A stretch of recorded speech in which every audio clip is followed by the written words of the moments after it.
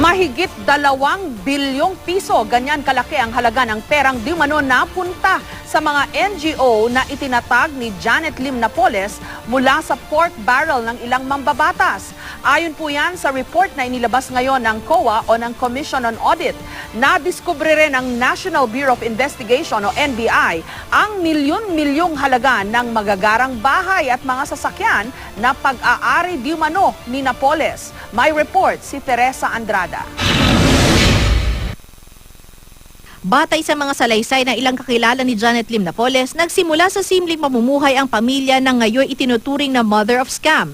Malayong-malayo raw sa estado ng buhay na tinatamasa nila ngayon. Sa hawak na dokumento ng National Bureau of Investigation, lumalabas na may mahigit 20 bahay si Napoles sa iba't ibang bahagi ng Pilipinas. Kabilang dito ang ilang nakatayo sa mga exclusive subdivisions gaya ng Forbes Park, Ayala Alabang Village at Magallanes Village. Meron pa raw siyang condo unit sa Bonifacio Global City at Tagaytay. Inilabas din ng NBI ang listahan ng 30 sasakyan ni Napoles. Ilan dito, mga luxury vehicle na milyon-milyon din ang halaga. Yan yung mga supposedly na mga alam ng aming mga whistleblowers and other sources na mga pag-aari nila. Although just like the vehicles, hindi ko alam kung lahat yan ay titulado sa kanila. No, just like the vehicles, maaari kasing iba ang mga registered owners. Pero yun daw ang mga alam nila na mga properties. Tanong ngayon ng marami, paano nga naging ganito kayaman ang isang dati raw small-time businesswoman?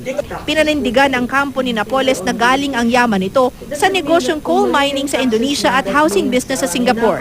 Ang pangalan daw ng coal plant, Bumi Adiguna Persada Corporation. But there is such a business. That is because it is not a family-owned business. They own only certain equity in the company. There are shareholders there in Indonesia who are independent shareholders. Sa pagsasaliksik ng GMA News sa internet, may nakita kaming Bumi Adiguna Persada Corporation. Pero hindi ito coal company, kundi isang industrial product supplier. Hindi rin matawagan ang numerong nasa website.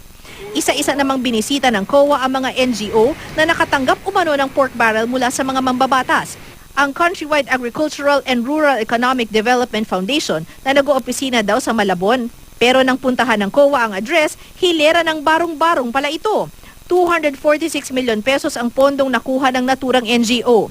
Ang Aaron Foundation Philippines Inc. nabigyan ng halos 525 million pesos na PDAF.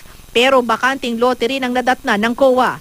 Mailang mga NGO na walang business permit o hindi rehistrado sa SEC. May ilan namang kompleto sa rehistro, permit at opisina pero peke naman pala ang mga proyekto, gaya ng Kabuhayan at Kalusugan Alay sa Masa Foundation, Kapuso't Kapamilya Foundation Inc., Gabay at Pag-asa ng Masa Foundation at Kagandahan ng Kapaligiran Foundation. Lahat sila pare-pareho ng proyekto, bumili ng seedlings mula sa BB Vergara Plant Nursery pero nang tanungin ng COA ang BB Vergara, sinabi nitong wala raw silang anumang transaksyon sa 3 nasabing NGO.